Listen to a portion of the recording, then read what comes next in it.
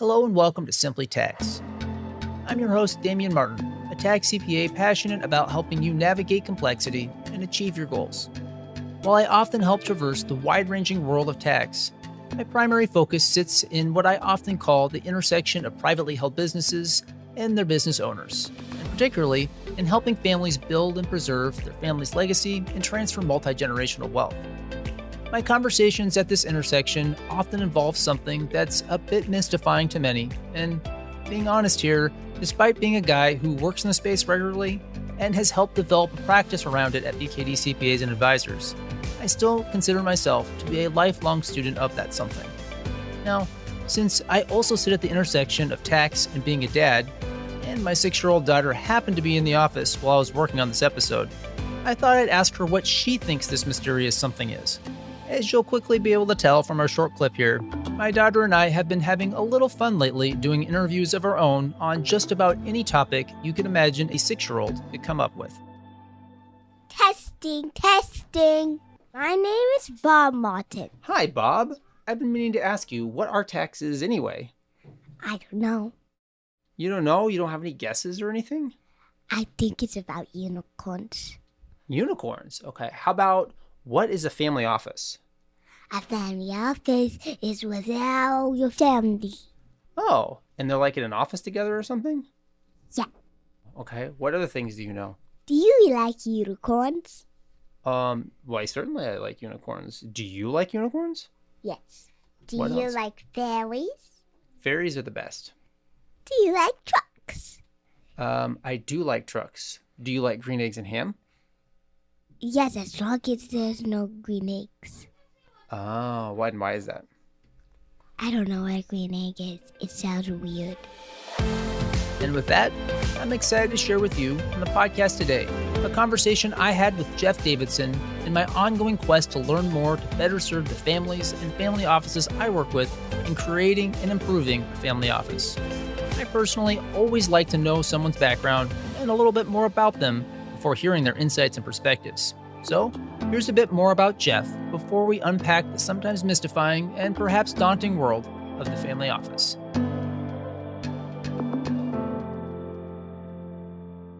For the last 50 years, I spent 33 years with Deloitte in various cities. I was a senior tax partner, and I was our national leader for family business succession planning. I ended up moving to the Detroit area in 1999 and ran the private client practice for the Midwest. And then 2001, I started working on a wealthy families account. And in 2003, I had lunch with the president of the company, a private public company, but very wealthy family. And based upon my background, said, how would you like to come run our family office? And I said, I think 33 years at Deloitte was probably enough, satisfactory. And so I joined the family office in 2003. The big family office, been around for quite a while, needed a lot of change, and I was up for that. I told them I would do it for a minimum of 5 years and a maximum of 10 if everything worked out well. And I stayed 17 and a half years and recently retired from full-time. I'm still a consultant to this family, primarily focused on the foundation, and I'm consulting with other families that need help in establishing or fixing or improving their family office.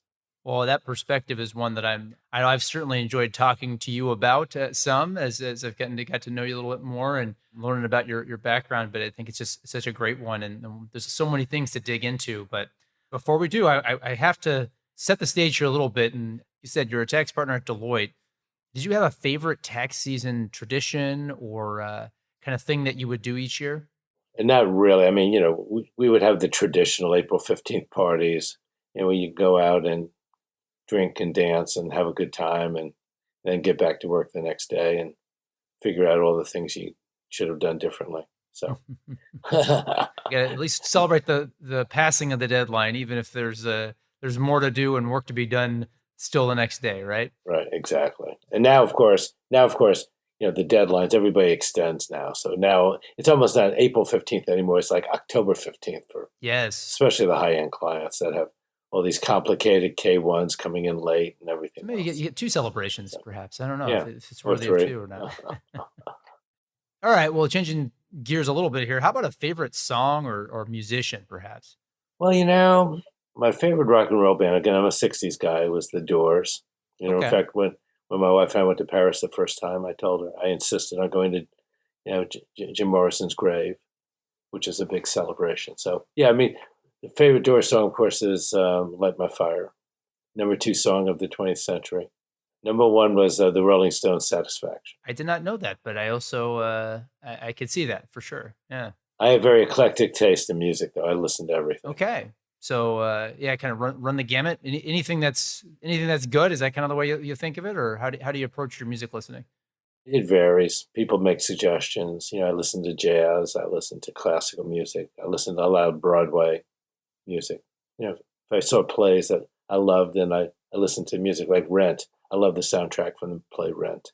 So I do listen to that, for example. Rent has a very good soundtrack. There's some really good music in there. I Yeah. like that. Yeah.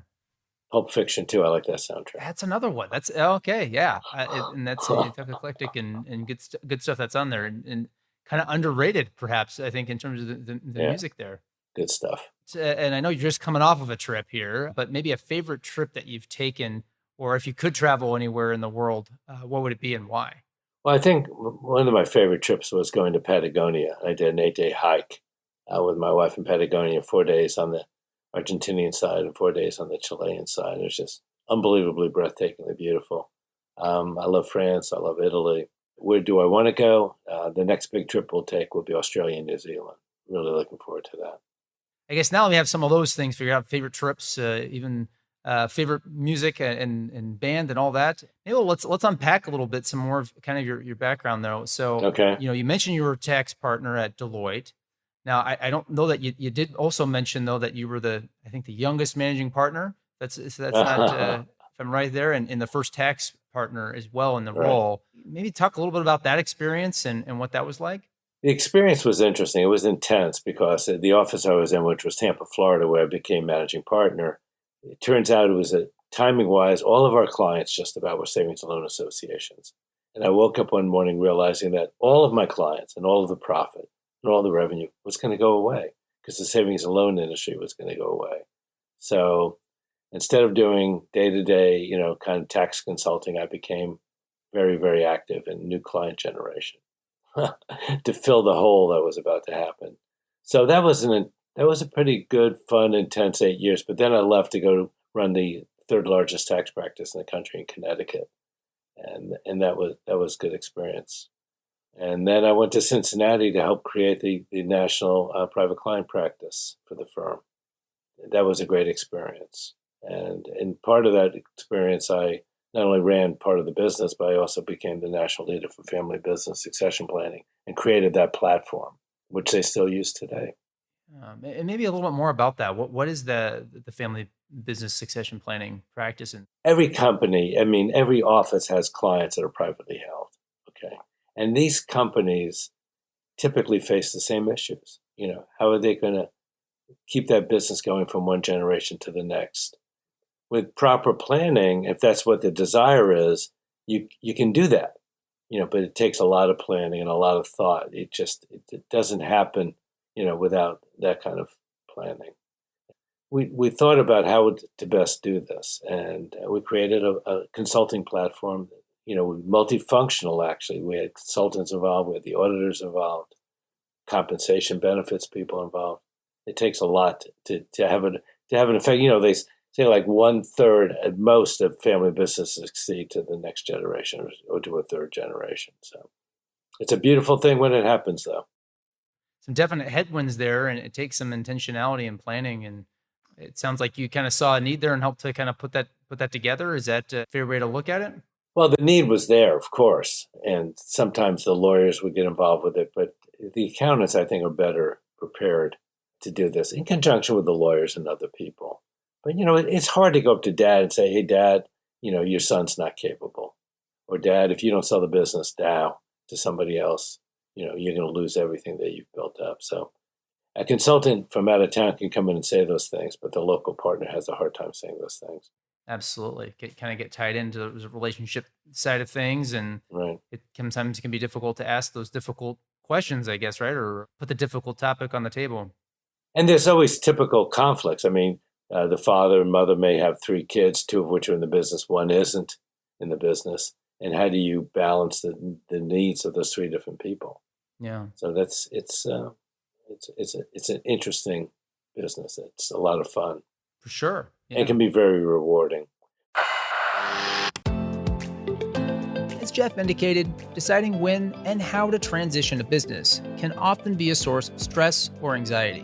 And although surveys have shown that business succession and continuity planning is one of the most important issues to business owners, most lack a formal plan, which is understandable given the day-to-day distractions of running the business and perhaps not knowing where to start given the family dynamics and other possible conflicts. BKD can help define next steps and implement a plan with BKD Next, an intentional approach to identifying goals and facilitating an owner's vision through succession and continuity planning. Learn more with the links and resources included in the show notes of this episode, available at bkd.com/simplytax. Kind of made the transition for the at least 5, but no more than 10 that lasted at least 17, and going forward from there, came to work with a family in a family office. So that's, I guess, really what I wanted to dig in with you on, because I know to me, it's a very exciting topic, but it's very complex and sometimes overwhelming to people. So maybe we'll just start with the basic question of how do you define what a family office is? Well, there's no two family offices that are the same, but typically, not always, but typically a family office is created after there's a liquidation event, when the family sells their business and all of a sudden they've never really had a lot of cash, and all of a sudden now they have millions and millions of dollars. And what do they do with it? Okay. And do they have the time and the expertise and desire to manage it themselves? So some family offices outsource everything. They go to Goldman Sachs or whatever, or to JP Morgan, and they do that. But a lot of family offices decide to build a staff and have a staff handle and coordinate all of their tax work, income tax work, estate planning work, investments, cash flow management. I mean, it just really depends on the family, what their needs are. And it's all over the place. But family office has become a big business. There's seminars all the time. And I mean, there's search firms that's all they do is place people, in executive roles in family offices. You mentioned some of the functionalities and the roles that a family office can play. So maybe we'll dig in there a little bit more. Maybe the fundamental question of why would you have one after a liquidation event as a family?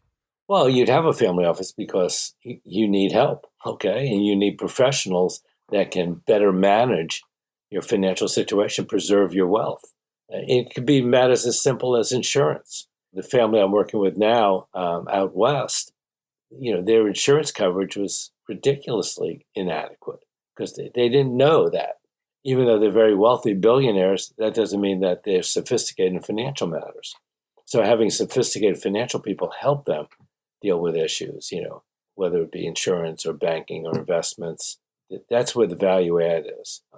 In some cases, it could be even income tax people that you have inside the family office that can help dig into it. Certainly you still need your outside CPA firm. So maybe we'll look at kind of your experience and that transition you made from, tax partner to working with the family that you currently work with and still work with and other wealthy families. What did that look like over the course of the 17 years where you're kind of doing that as full time? I went into this family office. G1, as we like to say, the founder, the person that created the wealth, G1 was still alive. He was like 80 years old.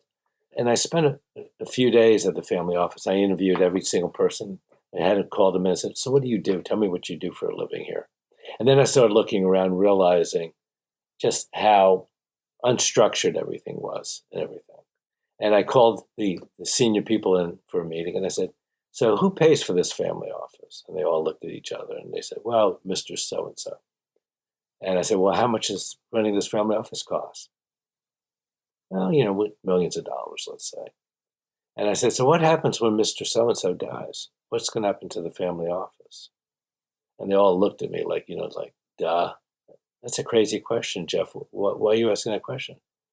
And I said, well, that's because I don't think you're focused on what you need to be focused on. And if you want this family office to G2, the second generation, you want this family office to continue under G2, then you got to stop what you're doing now and think about everything you do and think about where am I adding value and where am I not adding value. In all the areas where you're spending time and it's not adding value, like creating financial statements that just go in a file cabinet that's not reviewed with anybody, things of that nature, you got to quit doing it. You got to have G2, when G1 passes, G2 says, I can't exist without the family office helping me with everything. So I sort of had a revolution. And by the time I left, there was still one person there that preceded me. Everybody else had been upgraded, so to speak. The area that I think I spent my personal time focused on mostly was estate planning for G1. Okay. So I came in and they said, Mr. T will never give up control. He will never do this. He will never do that. And of course, hopefully most of your listeners know that in estate planning, whether it's 40% or 50% or 55%, whatever the tax rate is, assets that you leave to charity or assets that you leave to your spouse are non-taxable. But assets that you pass otherwise are taxable. And in this situation, the G1 was the principal owner of a public company. It was worth a lot of money. And he wanted to leave his interest in the public company to his kids, two of which were running the company under him. So I said, okay, all of that's going to be taxable. That is a ton of money. So what are we going to do, A, to minimize that tax, and B, how are we going to pay that tax? And that was sort of my focus, where I added significant value working with the attorneys and the CPAs to accomplish that. And we did it. Kind of made the comment that, right, family office can be a lot of different things and they're all a little bit different, but I'm sure there's maybe some common ground in terms of the challenges that they face, maybe stemming from, like you said, the family succession and the experience you had there. What would you say are some of those unique challenges? Well, I think, A, keeping the family together and having a common vision for the family, where they want to stay together because you can maximize things by having them stay together, as opposed to some famous families that we can think of and name, like in Chicago, the Pritzker family. Okay. There's like 5 Pritzker family offices in Chicago. Now, wouldn't it be a lot more efficient and more productive if they had stayed together? But so I think staying together is one thing. I also think that preserving wealth is the ultimate goal, and meeting everybody's cash flow needs and being able to do effective estate planning where you can pass things down generation to generation. Ultimately, that's what people want, is to preserve wealth and to be able to live the life they want to live, in terms of their cash flow needs. And minimizing taxes is always a high priority. Maximizing investment returns, And I guess with that, because like you even mentioned, when you kind of came in there day one, is the newly appointed person to lead the office here, the family office, basically saying, how much does all this cost and who's paying for it and what happens in the future. But, obviously there is a cost component to all of this and balancing that, right? Because you mentioned if the goal was transfer of wealth, preservation of wealth, cash flow and so forth. I don't know. How do you see those two things fitting together? When I decided to go to the family leaders and said I wanted to build an internal tax practice, they said, well, why? I said, well, I think that bringing in really good tax people will save us more than they'll cost. And I'll prove that to you. And I did. When I left, I ended up having 4 full-time tax people in the family office. I had 7 CPAs on my staff at this family. Now that's unusual, but if you look at the Gates family office, they have 50 people in their office. That's an extreme, obviously. It sounds like, the focus can be, you mentioned kind of tax, you can have investment, you can have the legacy and kind of family education kind of be maybe drivers in it. Any thoughts on how families can help figure out what that is for them and really structure something that would fit with what they're looking for? Well, 2 things. And before I forget, another major focus of a family office is a foundation. Okay. And that's what I'm doing now with this family. So I'm focused on helping them take the foundation to the next level. But, when I first got to this family, I sort of insisted and demanded that we have a 2-day family meeting. And we did that for several years. And what we would do at the family meeting is we talk about what are our common objectives and goals, and what's our vision for the future. And I even had the principal, talk to his kids and his grandkids about philanthropy and why he was giving so much money during his lifetime and at his death, to a foundation for philanthropy. As a man that grew up in Michigan, and during the Depression, so his family lose their house. And so his parents every day come home and take the change out of their pocket and put it in the charity box. And so the mother, making soup and giving soup out to people that came by the house. He just had this natural desire to help people. And I think in most families of wealth, there's a significant charitable influence. But getting back to you, the other question is, there are some very, very good family business consultants out there that are psychiatrists, psychologists. There's a lot of people wanting to do that, but there are a few very good ones. And sometimes bringing somebody like that in to talk to the family is helpful. I mean, that was similar to the role I had at Deloitte, and I was very comfortable doing it. But sometimes having somebody with that psychology background is helpful too. They never had any family meetings like that before me. And, they didn't want, families don't like to necessarily open up the Pandora's box or deal with that alligator or that elephant in the corner. So I figured I would do that. And, at the first meeting I started out I just had a flip chart there, and I said, so let's talk about family values. What are our family values? And they all looked at me. And I said, I can wait. And then it started. We had a 3-hour conversation about family values and why, what was common there. And that was a lot of fun. And then the next day I put a huge piece of paper on the wall with very lightly penciled, but so they couldn't see it. But I said, let's complete and prepare a family genogram, starting with G1's parents, And as we built this genogram, they told stories about everybody. And it was a very, very, very bonding situation.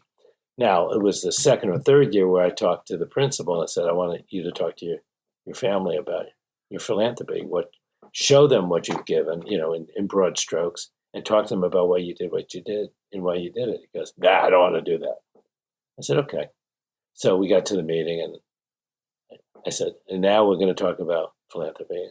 And Al's going to talk to you about what he did. And he looked at me and then it went on for 2 hours. And my biggest regret was that I didn't have a videographer there to video this. We ended up over the years creating some amazing videos, storing all the family's photographs into a place that stores those kind of things to preserve things. But I really regretted I didn't. It was a beautiful discussion, a meaningful discussion. He died several years ago, but now with the foundation, they're following his pillars, the things that he believed in, like education and the arts and healthcare, things of those things, the 4 areas that he focused on. What's interesting is that I have a meeting tomorrow with the grandchildren and a philanthropy consultant. And the grandchildren range from 18 to 43, so it's a wide-ranging thing. But they're going to be and I've told them, I said, you guys are going to be the leaders of this foundation. Your parents are all in their 60s. Someday you guys are all going to be running this foundation. It's going to be a perpetual foundation. Things change. Just because, the principal had these 4 areas doesn't mean that 2 generations later it's the same. Things change. And it's kind of fun to watch what the grandkids are doing right now. I've given them a chunk of money. In other words, the foundation has to give away millions of dollars a year. And so I've taken some of that money, with approval. I don't have the power to do everything. I've taken some of that money, a significant amount, and given it to the grandkids. Said, okay, you guys are responsible for doing this, and giving this money, working with a philanthropic consultant. And they are doing beautiful work. They are really doing thoughtful, beautiful work. And their interests are different than their parents and their grandparents. So it's a lot of fun. Al's tagline was making things better, not just different. And I try to emphasize that to the grandkids. Your grandfather believed it, make things better. As I mentioned at the start of this episode, I have a passion for, and I'm consistently looking to up my game in, serving families and their family businesses. From experience, I know it takes a high level of skill and practice to facilitate and run effective family meetings. Hearing Jeff talk about his own experience, I just couldn't pass up the opportunity to ask him to share more about how he came to run family meetings. And I guess perhaps as well, just having the courage to ask those tough questions or bring up those difficult topics. Here was Jeff's response. Some people are very comfortable doing these things, and I guess naturally I was. Did I have the right training? Yeah, I worked, when I was at Deloitte and we were creating this family business succession planning practice, I worked with a team of consultants, the Espen Family Business Group, and I learned a lot from them. And so certainly I did learn about how to run a family meeting, but you do it your own way. Everybody's got a different style. I thought back when I was in Tampa, Florida office of Deloitte, I had this client, a very famous client down there. It's a restaurant group called the Columbia Restaurant. And well, the leader of that family, a guy named Caesar, he was a dominant leader, and he just dropped dead one day. And it's like, what do we do? So we ended up with the widow and the two sons and their lawyer. We spent 2 days behind closed doors saying, what are we going to do? And in the Latin culture, there's this phrase called primogenitura. In the Latin culture, what it means is the oldest son is always in charge. And I had to convince them that wasn't going to work in their situation. And I went through a thorough analysis of the qualities needed in a leader and compared the two sons. And I said, the younger son is the right guy to run this company. And he's still running it today, like 30 years later or something. And they're still prospering. And I think I learned a lot. Sometimes you learn things and you do things under fire. And I guess I was sort of under fire. And I think when I think back to why I had this interest in family business and family business succession, I think back to that situation. I mean, we didn't call it that back then. It's just like survival of the business back then. But For those that maybe have this interest in family succession planning or helping families, like you mentioned, you had some of the training, some of it was just trial by fire, really taking the bold move just to jump out there and really kind of break with some traditions, some yes. Closely held beliefs. What advice would you have for somebody that is looking to do that or wants to become better at it? There's a tremendous amount of literature on family businesses and family succession. There are courses, you could even take that deal with this. There's even some universities have classes in this. In fact, I'm probably going to do some lecturing at the local university on this subject in the fall. There's just a lot out there where you can read and think about and take classes to get more educated on it. There really is, almost to the point at which I would argue is it almost becomes overwhelming, Jeff, outside of maybe joining a course with you, because that sounds like it would be a pretty good opportunity. What was helpful to you, or what is there a go-to or couple go-to things that you would suggest people start with? Well, when I looked around, there used to be some organizations. There was one called, and it probably still in existence, called the Family Firm Institute. And then even there's a Family Foundation Institute. People come together and they just talk about family foundations. Family Firm Institute does something similar to that. And I went to a bunch of those meetings, and I took AICPA courses that dealt with families and succession planning. So that's what I did. We were mentioning the foundation piece, the philanthropic piece, and I guess from my experience with families, that definitely seems to be a trend or something that a lot of families and family offices are interested in and continually and perpetuating, right? But are there any other trends or areas that you think are commonalities that you're seeing across families and family offices at this point?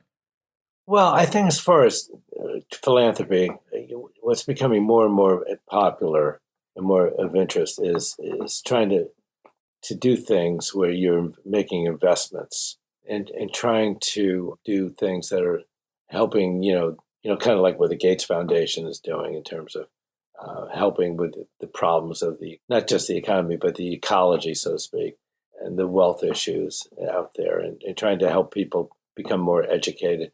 Inner city stuff is becoming very much a focus, and trying to get help with education to lift people up. So you see a lot of that going on. And a lot of things too. I mean, I've been approached by other foundations, but they want to partner together to solve problems. And there's some great consulting firms out there that help with this stuff. Well, I mean, there's one, that I've dealt with is Arabella. They're helping people really focus on, making things better. Uh, TPI out of Boston is another great organization. And you can learn a lot just from going to their websites and reading and talking with them about philanthropy. It's very interesting. There's so many areas, and there's so many differences, and you almost can kind of get lost sometimes. And perhaps maybe some of the families that you've worked with have maybe had that experience, right? Of too many focuses, and you kind of lose track of the main focus. So I guess the question I'd like to ask you that I know I've heard posed a number of times, for families that maybe are looking to create a successful family office or to have, multi-generational legacy and so forth. What advice would you have for them, or best practices would you suggest? I think the first thing is they have to decide, what their needs are and what they want for themselves and for their family. Some families want to have all their bills paid in their family office. That's somewhat common, but it really depends on what their goals and objectives are. And if they figure that out, then they can start to figure out what they want to do as family office. The most important thing is to find the right person to lead the family office. In a lot of families, it's one of the family members. Sometimes that works, sometimes that doesn't. But there's no right or wrong. There's no simple answer to your question, though. So here's a question I guess I'll ask you, because as you look back kind of over really kind of the experience with the family and the families that you work with, has there been anything that's really surprised you that maybe you're making that transition coming in from the partner at Deloitte, the tax partner at Deloitte, and then coming in, that if you look back and say, well, this really surprised me from this experience that came from there, what would it be? I guess what probably surprised me is how unfocused they could be and how unclear they could be in some cases about what they wanted to accomplish, that they really needed to be pushed or helped or challenged on goals and objectives and priorities. And then, as I explained earlier, in this family office, it was just things being done that just didn't add value. Well, Jeff, I think we've kind of meandered through a couple different topics here. Got to know you a bit more, but is there something that we haven't touched on that you think would be important to the conversation around family offices and kind of what they are and why you should have one? No, I mean, I think we've covered everything.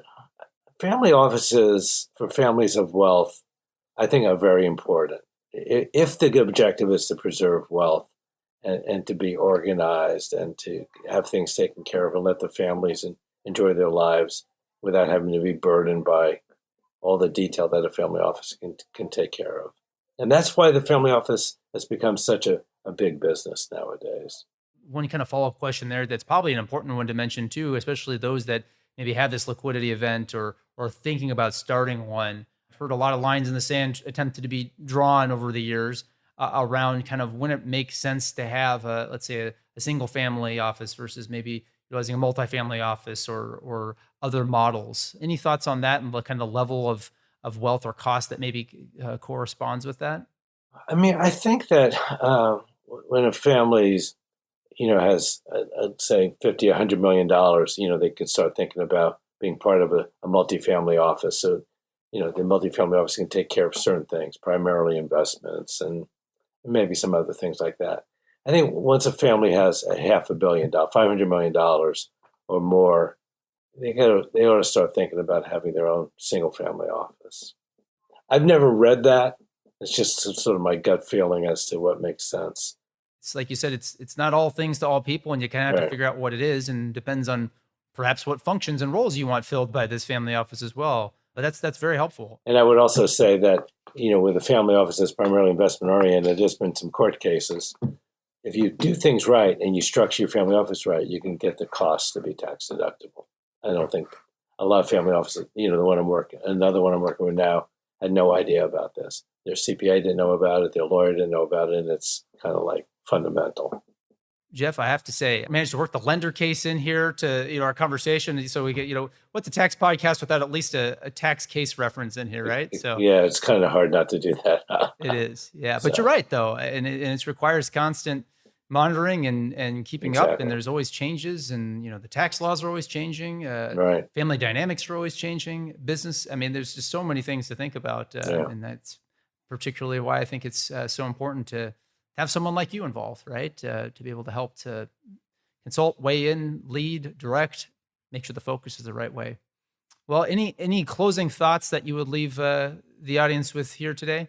Yeah. The only closing thought I might have is, get good advice. Find somebody that can give you good advice, challenge you to think about what's best for you. Find the right advisor.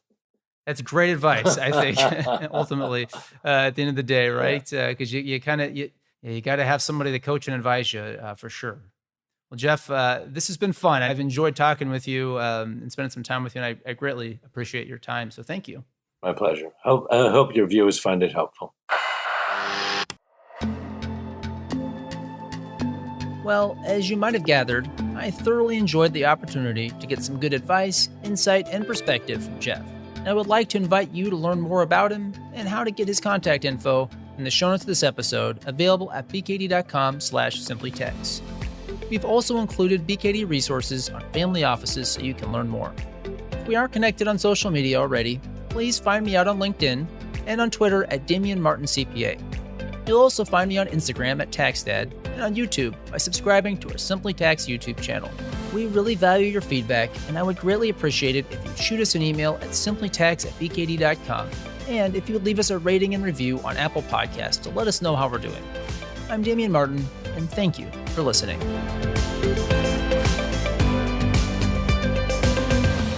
The information contained in this episode of Simply Tax is based on data available as of the date of its release. BKD is under no obligation to update this information if changes occur. Applying this information to your specific situation requires careful consideration of all facts and circumstances. Any information provided is not to be considered as tax, legal, or financial advice. Please consult your tax advisor before acting on any matters covered.